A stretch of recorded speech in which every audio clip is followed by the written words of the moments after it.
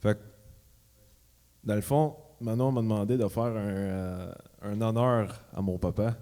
Mon papa, tu peux-tu te lever? Lève-toi, papa.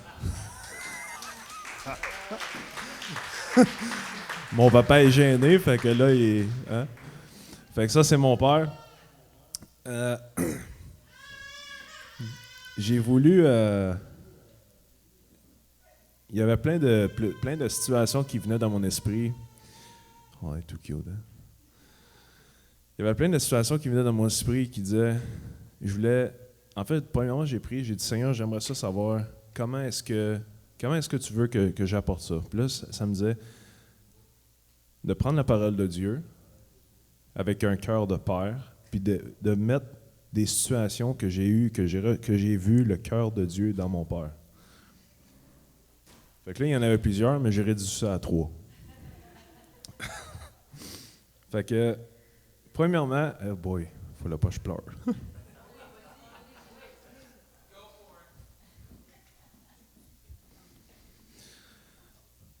Quand on était jeune, t'as peur.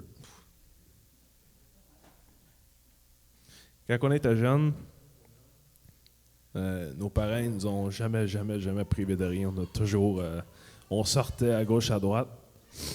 Puis quand on sortait à gauche, à droite, nous autres, on se disait, ben, ça devenait la réalité. Moi, aujourd'hui, je suis capable de comprendre. C'est pas la réalité. C'était les heures d'overtime que mon père faisait, puis tout ça.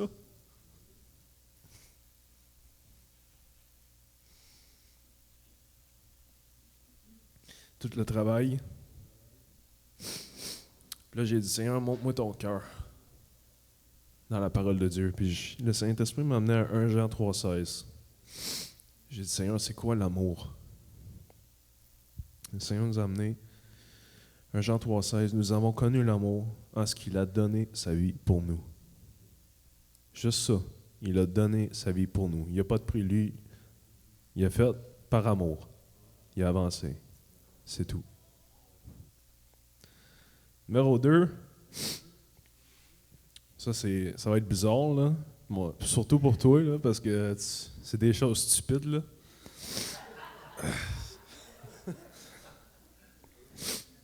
Quand j'avais 16 ans, j'ai lâché l'école.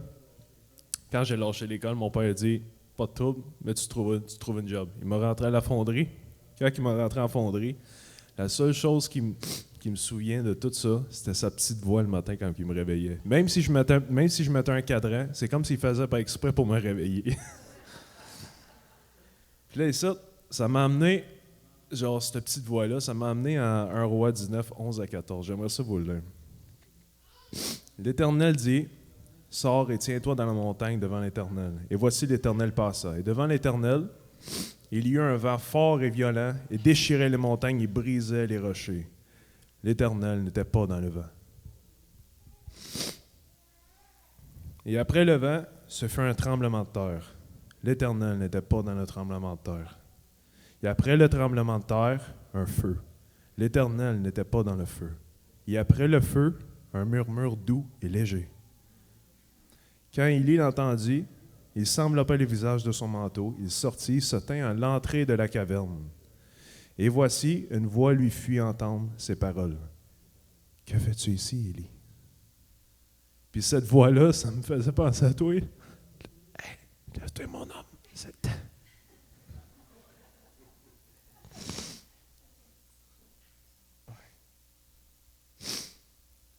Puis pour la troisième, c'est un événement de ma vie que j'étais allé en détention. Pendant la détention,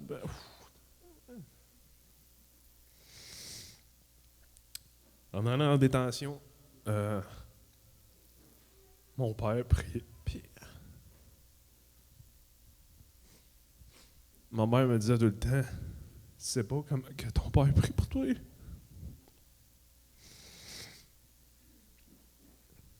Dans la cuisine, à genoux, puis priait. Ça m'a amené, l'Esprit m'a amené à Luc 22, verset 31 à 33.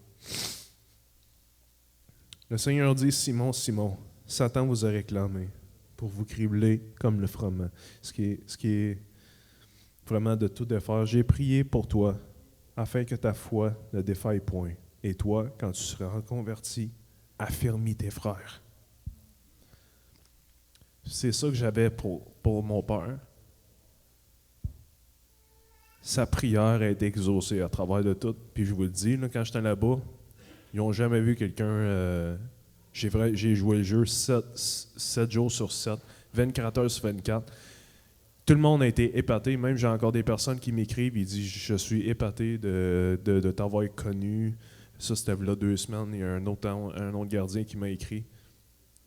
Mon père a vraiment un don de foi. Puis il s'est mis à genoux puis il a prié. Puis sa prière a été exaucée.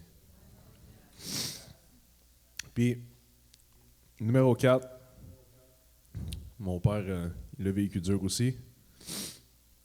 Mais il a un cœur, j'ai dit, Saint-Esprit, comment est-ce que je peux décrire le cœur de mon père?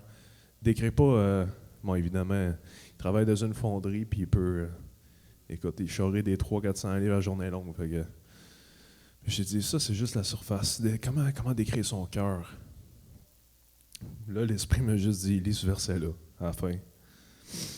L'amour est patient, il est plein de bonté. L'amour. Il n'est pas envieux, il ne recherche pas à se faire vouloir. Il ne s'enfle pas d'orgueil, il ne fait rien d'inconvenable. Il ne cherche pas son propre intérêt, il ne s'agrée pas contre les autres, il ne trompe pas le mal. L'injustice l'attriste, la vérité le réjouit. Et voici, ça c'est le cœur de mon père.